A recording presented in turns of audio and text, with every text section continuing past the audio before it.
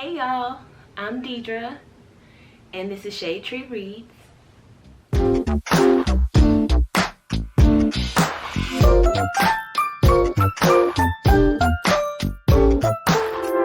Today I am going to be bringing a video that has sort of been a long time coming, and what it is I am going to be recreating my mama's shelves. So over the course of trying to decide how we were going to do our Now That's What I Call Black Love with Ashley, which we have a whole series that we just started in January was when we dropped the trailer, and then our first live episode was in February. But over the course of researching that, and it's still ongoing, but over the course of figuring out how we wanted that to look and what we wanted to talk about in that series, I have sort of tried to be a little bit more reflective of what I want to be physically on my shelves. Now, I have two bookshelves. I have this one and I have the one that you see me most often. This one is in the bedroom, and this is where I'm going to be recreating my mama's shelves. So that's why we're here in this setting. So I have been collecting books slowly, and the more that I purchased, or yeah, all of these were purchased that I'm going to talk about for the my mom. I have read them before, but I don't remember anything. Kind of like how in my Black Love faves and recommendations video, very similar situation where I am doing this from memory, and mostly I remember the covers and a few tidbits here and there of the story. So this is not going to be like, I'm not giving you guys recommendations. This is just more of a journey that I want y'all to go on with me.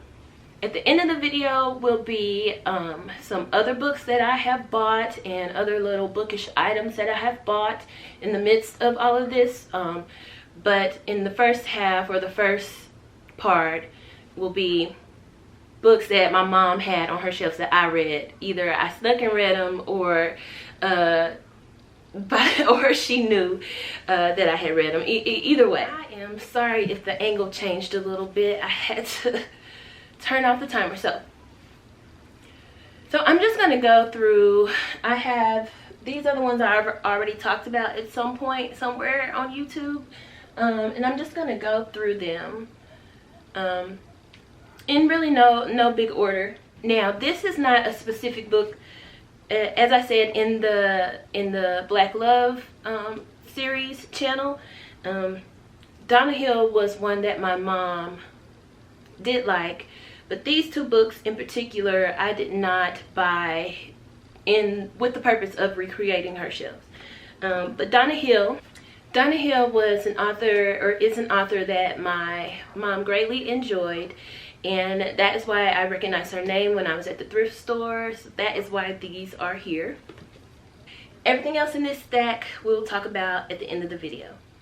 So the next book I have here is Between Lovers by Eric Jerome Dickey, and he was one of my mom's faves, and he turned out to be one of my faves. He passed away earlier this year, and so it has been sort of tough to get my hands on the books that I've already read, which tend to be the older ones and the more classic covers, if you will, of his more well-known books.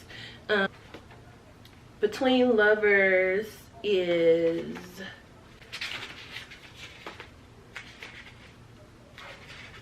this book was published in, so it says the first printing was in May 2002, and then this is copyrighted 2001. So yeah, I am excited to have a copy of this and have this on my shelf. Another Eric Jerome Dickey, Liar's Game. Like I said, I really love these illustrated covers. This one was published in 2000, it looks like, and it is with Penguin Books. The next book I have here is by Brenda Jackson. It is a family reunion. But let me just read you the synopsis. It's been 15 years since the Bennetts were all in one place at one time. And now, at a total blowout of a reunion, 4 special cousins' hidden desires and long-kept secrets will challenge their bond, test their courage, and change their hearts forever. Tay is a hairstylist with big ambitions. She's trusted the wrong man in the past, and now she's determined to land the right one, no matter who stands in her way. Michael is a widowed... I'm pretty sure that's Michael.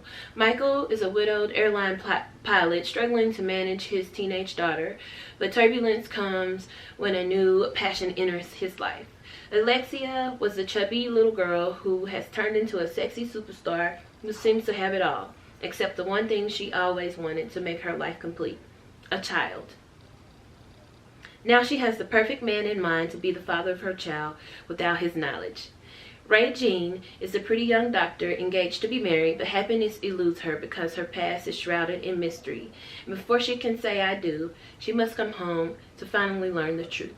So that is what a family reunion is about. I got this from thrift books in sort of a large order. This was published in 2001, and it is with St. Martin's paperbacks.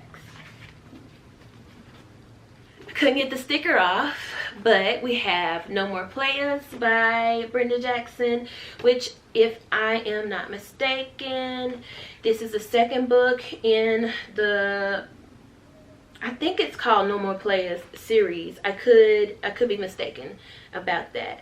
But the first is this one, and I don't want to pull it out because I got a used copy. Again, I got this from thrift books, and it doesn't look, there's a stain on it, and the pages are readable or legible, but it's nasty to look at on camera, so I don't want to show it. But it's the second book in this series. Then I have The Maintenance Man by Michael Baisden. This was one I was on a kick. Sorry, I'm sitting on the floor at my knees. This is one that I remember enjoying. I think this is more of a rom-com. I enjoy rom-coms. I enjoy them, especially sometimes written from a male perspective. And I am excited to get back into this. Let's see, other books by Michael Baisden would be Never Satisfied, How and Why Men Cheat, Men Cry in the Dark, which I have read that one, and I remember liking it, but I'm gonna sound like a broken record, but I don't remember much about the premise of that one. And this was published in 1999, and it is with Scribner paperback, or Simon & Schuster. Maintenance Man by Michael Baisden. The next 2 books that I have here, I really love illustrated covers, and this one is another step in my love for illustrated covers because it has a collage element to it.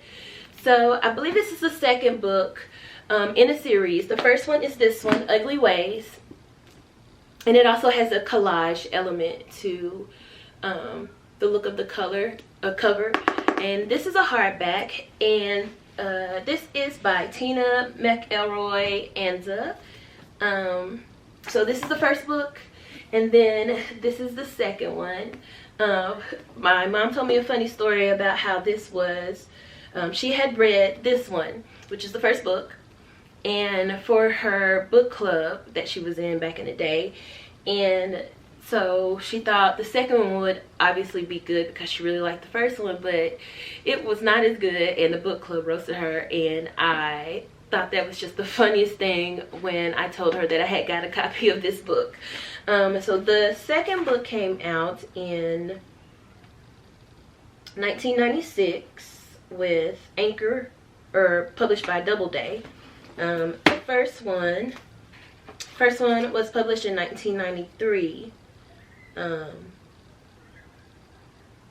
Who is the publisher? I don't know. It looks like a library copy that they, yeah.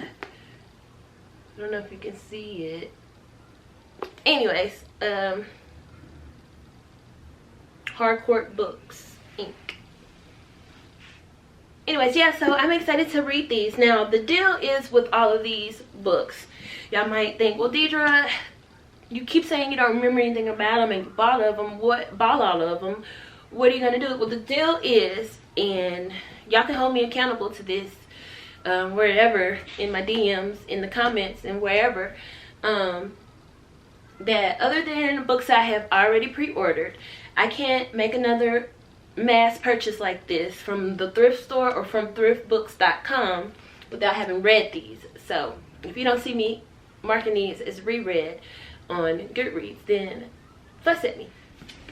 The last two books, again, has an illustrated cover.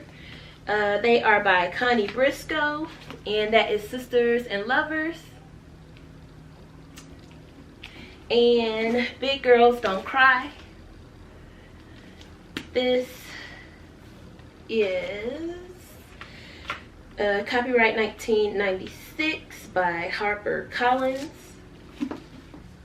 And this one is 1994. This one is Sisters and Lovers, also by HarperCollins. Again, thrift books purchase, nothing too spectacular about that. Connie Briscoe, I am not sure where she is today, but a note on the cover, or on the back cover, says Connie Briscoe is a writer and editor. Deaf most of her adult life, she is managing editor for American Annals of Deaf at Gallaudet University. She lives in Washington, D.C. So at this point, that was over 20 years ago. So I will put a note down or on the screen of what she's doing and where she is at now. They 2 years later, they still have the same note about her. And I just love her hair in both of these pictures. I love these old school glamour shots or author photos. They're wonderful. So Big Girls Don't Cry is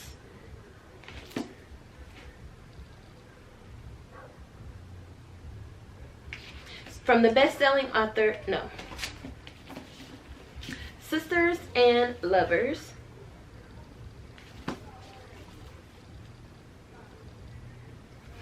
I am just going to read the last paragraph of the synopsis for y'all. In Sisters and Lovers, debut novelist Connie Briscoe has drawn a vivid and dramatic portrait that will make readers laugh out loud and nod their heads in recognition. It is a novel that announces the welcome arrival of a truly fresh new voice. And the jacket design is Suzanne Noley. Yeah, so I'm excited to get back into these. My mom said that she really enjoyed these two books and her as an author in general. Now we're at the haul and the gifts portion of this video, and I want to speed through the books that I bought when I just could not stay in the house anymore in 2020 after we initially went on lockdown. And the first time I got to get out the house was like August. I went to a thrift store. That's what I went to. I went to the thrift store to get some jars, see what they had on the bookshelves, and I was looking for a bookshelf myself, or a dresser. You didn't need to know all that. Anyways, I got Closer Than Close by Betty Griffin. Are y'all seeing the theme with the covers? I don't know, I just saw that it had two black characters on the cover, and I scooped it up. This one is Rhythms of Love, and I kind of tore kind of tore it when I was getting the sticker off, but this is by Doris Johnson. I have not heard or read anything by Doris Johnson. This was a BET Books, and it says contemporary romance, arabesque. Again, illustrated cover, two black appearing characters on the cover. I hope I haven't been out the frame this whole video. This was published in 2002. Again, that's Rhythm of Love by Doris Johnson. Then I can truly say that the only reason why I picked this up, besides the two black characters on the cover, was because the author's name is Deidra, or it's spelled, yeah, Deidra Savoy, and she spells it, or yes, she spells it D-E-I-R-D-R-E, which is how a lot of people misspell my name, and I'm sure people misspell her name the way that my name is spelled, I'm sure. But this is another BET arabesque book, contemporary romance. It's called Could It Be Magic? And it was published in 2003. Again, arabesque and BET Books. And just excited to get into some casual black romance. So this one is Love's Potion by Monica Jackson. It says, love like magic should be handled with care. This is a Defina Books contemporary romance, and it was published in 2005 with Kensington Publishing Group, which is, I guess, I need to do a little bit more research and see what Defina, which is spelled D-A-F-I-N-A, books, where that fits in with everything else that I've been hearing. Monica Jackson has another book called In My Dreams. Too cute, really excited. This is a gift from Bree, who is such a dear friend and becoming more dear every day. She sent this back end of January, and I'm so excited to have it. This is Something That She Can Feel by Grace Octavia, and it's another Defina Books publication, and it was published in 2009. I don't think she's read this either, but I'm excited to get into another new author who, oh, this is set in Tuscaloosa, Alabama, so I'm assuming, I don't know that I've ever read a book by, or set in Alabama. Not that I can remember. Super excited to get into this. And thanks once again, Bree. I was like crying on FaceTime, but I have not shown that to anybody on my channel yet. Bree also got me a book by Carl Reber, which is Big Girls Do Cry. I have not read this particular Carl Reber, but I am familiar with his writing. This is another Defina Books publication. There are other books in the Big Girls Book Club series. They are Torn Between Two Lovers and Something on the Side, which I don't know how I feel about those titles, but if I like this one, I might continue on in the series. This was published in 2010, so excited to have this. Thanks again, Bree. And then I got a book sleeve from Dreaming of Sealy. This is what their logo looks like on Etsy. Such great quality. It's a good size. It fits a hardback book, a medium-sized hardback book. And I got this from Sarah. She sent this to me because I had my wish list down there in the description box, and I You do not need to feel obligated to get me anything. I just put it there because a few people have asked me for my wish list, and it's there. But yeah, this is a book that I'd had on my wish list because of the Now That's What I Call Black Love series that me and Ashley are doing. It is by Diane M. Stewart, and it is nonfiction. Diane M. Stewart is an associate professor of religion and African American studies at Emory University, where she created the course Black Love. She earned her MDiv from Harvard Divinity School and her PhD in systematic theology from Union Theological Seminary in New York City. She lives in Atlanta, Georgia. And Ashley had actually already started reading this, and I think this is going to be a little bit more of what I was looking for when we picked up Where Did Our Love Go, because it goes back into a little history of why Black women are viewed the way they are because of things that have happened to us historically. So I'm excited to get into this, and thanks again to Sarah for gifting this to me. And the last thing that I got, and I'm going to talk about in this bookish haul, is a coloring book. I also purchased this from Etsy. It is by Timothy Cason, and Cason is spelled C-A-I-S-O-N. I will put the link to the shop where I purchased this in the description box.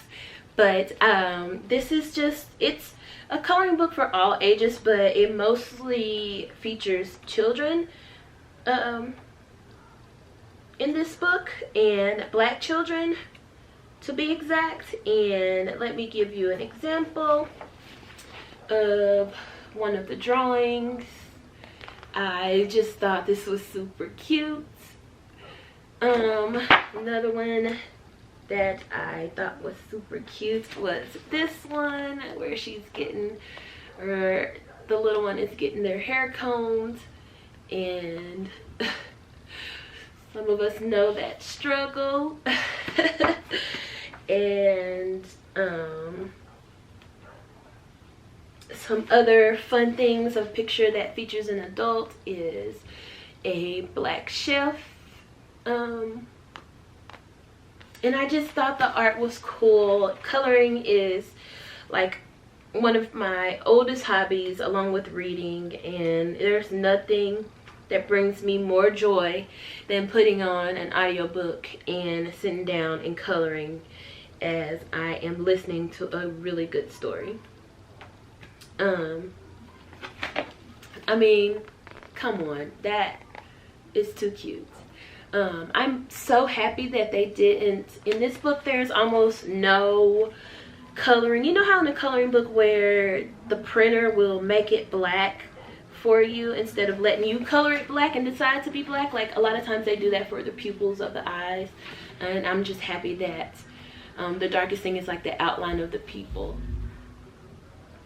Okay, that is my cue to wrap this video up. I hope you enjoyed it. If you have read any of these books or plan to try to read some of these in 2001 along with me, let me know. If you've watched this far, go ahead and leave a black heart or a book emoji to let me know you stayed this long. Thank y'all for watching. Wear your sunscreen. Say bye, kitty. Say bye, kitty. Bye, kitty.